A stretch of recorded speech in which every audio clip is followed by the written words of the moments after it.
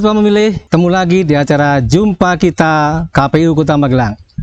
Untuk episode kali ini, kita akan membahas atau mengambil tema tokoh agama bicara pemilu. Tamu spesial yaitu Romo Antonius Dodit Haryono PR.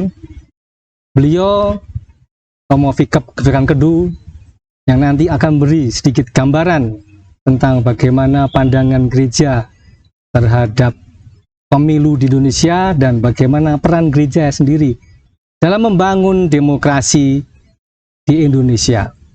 Jadi ikutilah podcast kali ini, dan sebelum kita bincang-bincang lebih lanjut akan saya sapa dulu Romo Dodit. Selamat siang Romo Dodit, berkah dalam. Selamat siang Pak Bambang, berkah dalam juga. Ya, bagaimana kabarnya? Sehat Romo? Ya, puji Tuhan, sehat semuanya, dan kita juga selalu bersyukur pada Tuhan untuk apa yang dianugerahkan pada kita. Ya.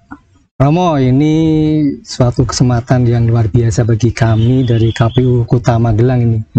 Bisa bincang-bincang dengan Romo Dodit. Ya. Di tengah-tengah kesibukan ini Romo. Ya. Ini saya ingin sedikit mengetahui nih Romo, bagaimana sih pandangan gereja tentang pemilu di Indonesia itu sendiri?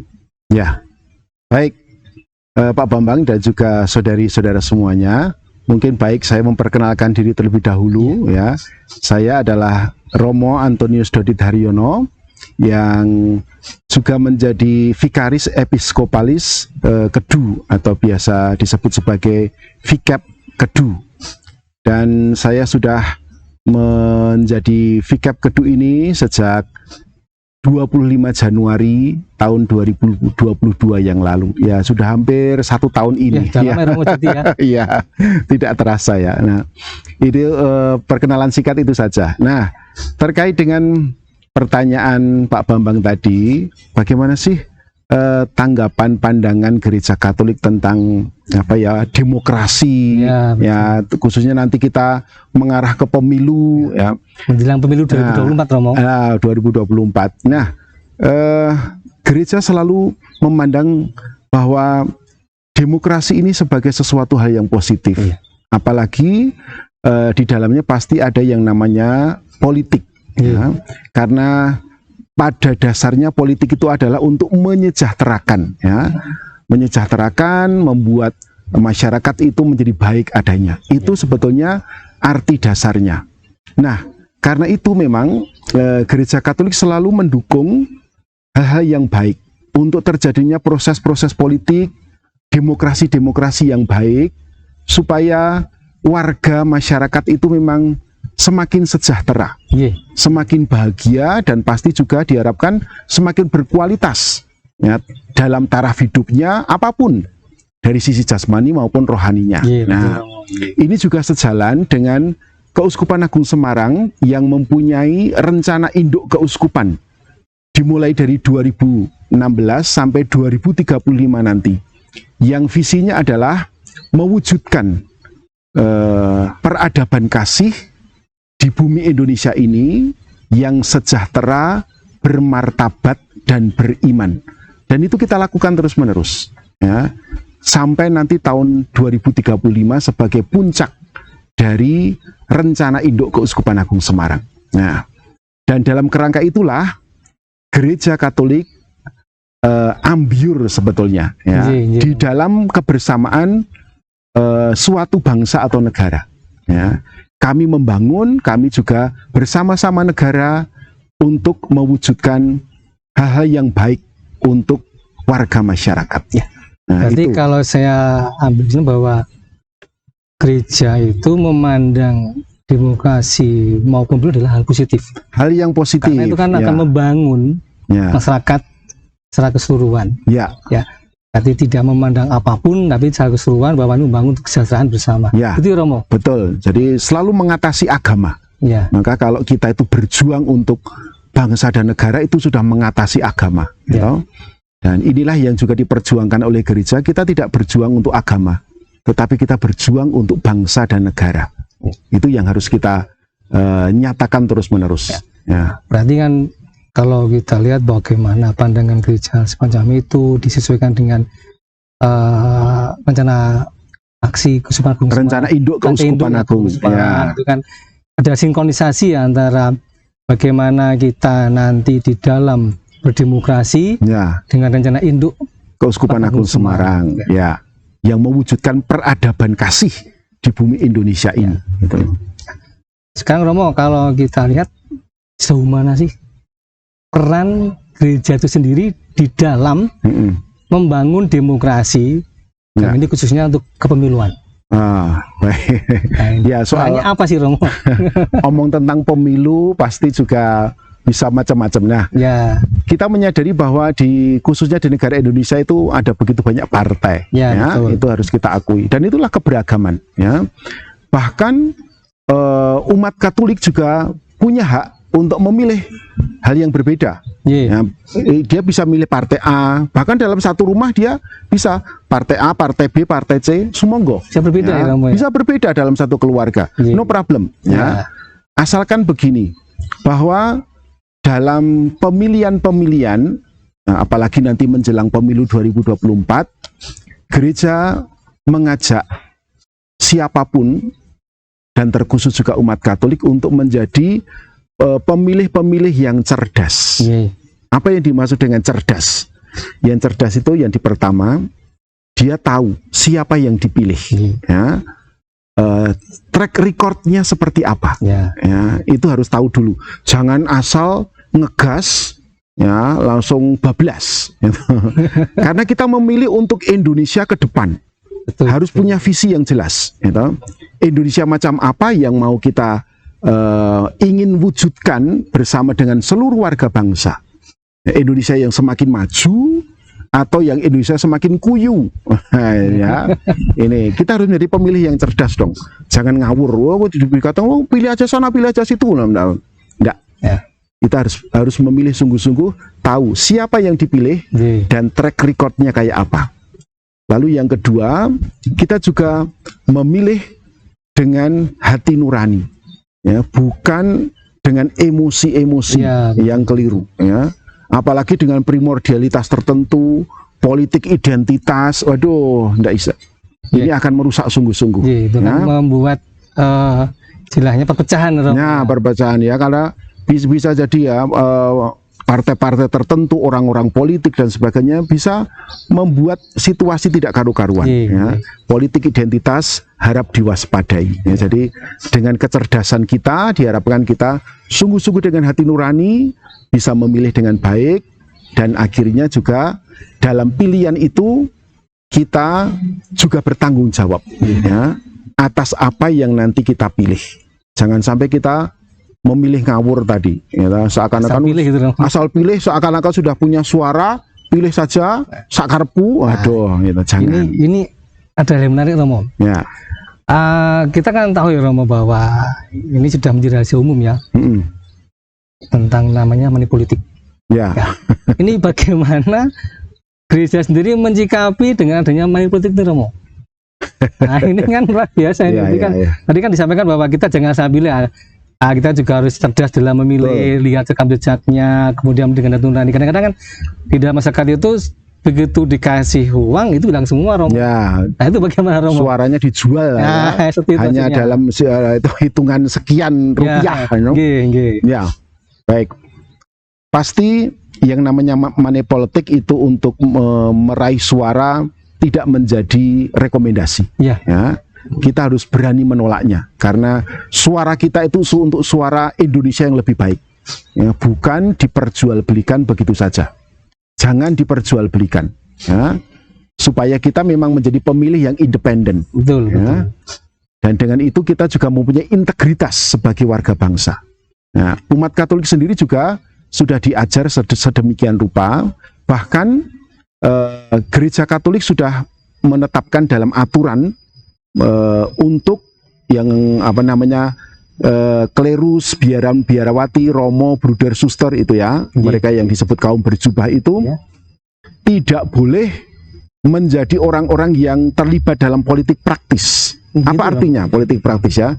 Di kitab hukum kanonik sudah disebutkan bahwa setiap klerikus bahkan juga biarawan-biarawati tidak boleh terlibat dalam politik praktis.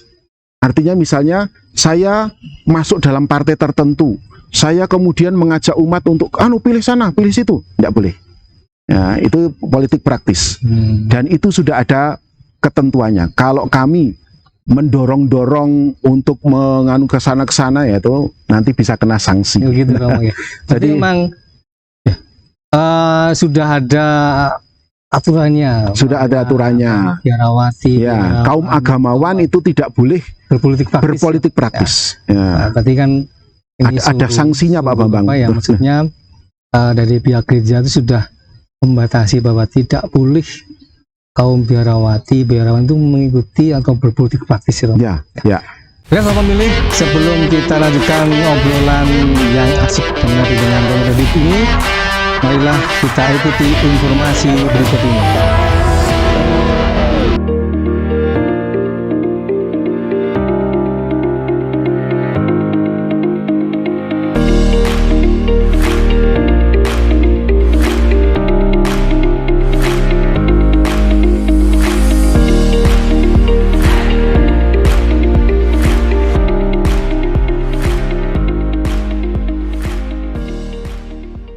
Oke teman pemilih, kita kembali lagi di podcast Jumpa Kita KPU Kota Magelang.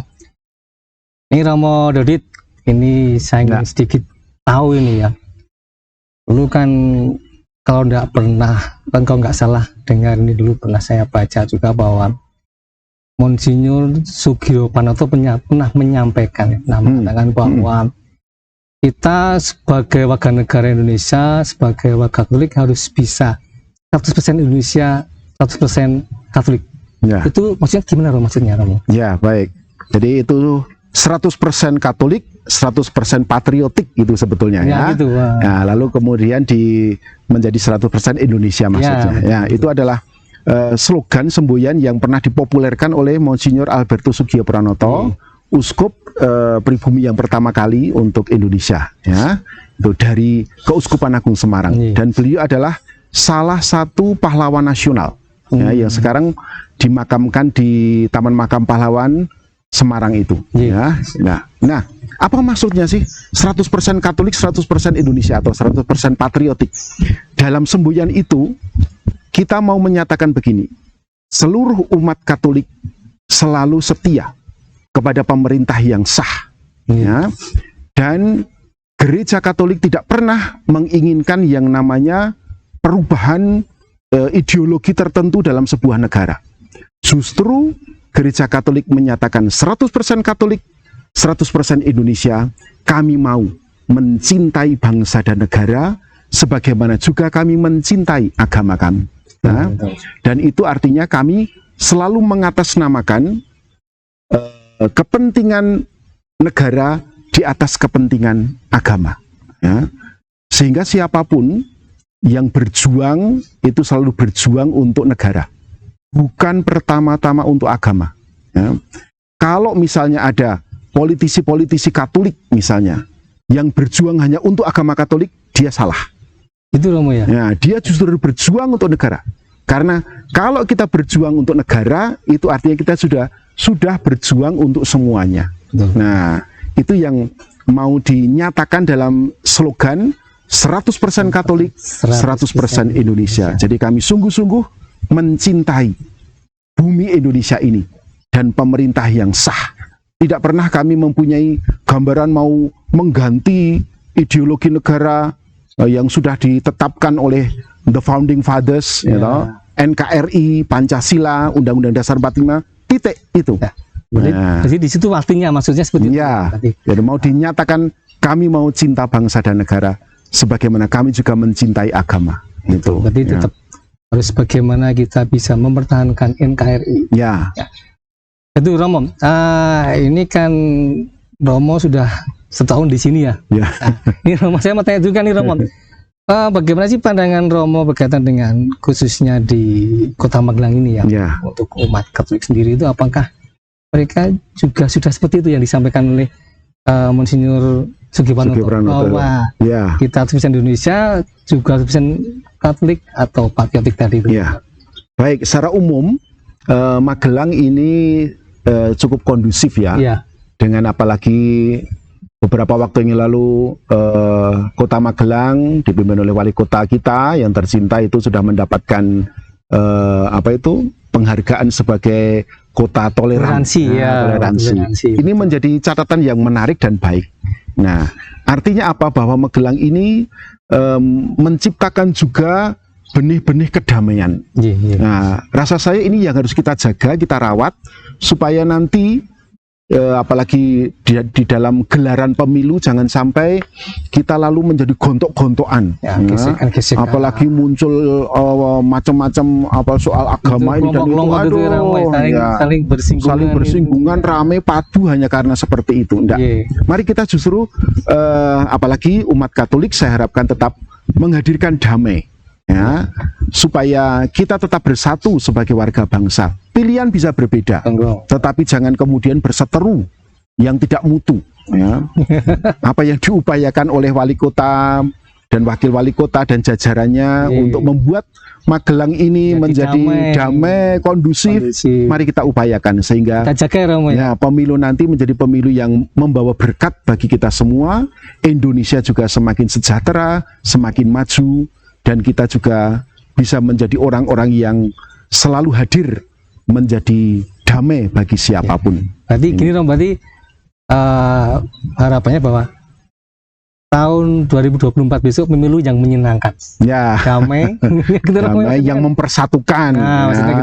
Walaupun beda pilihan, tetapi tetap kita harus tetap bersatu, tidak usah istilahnya saling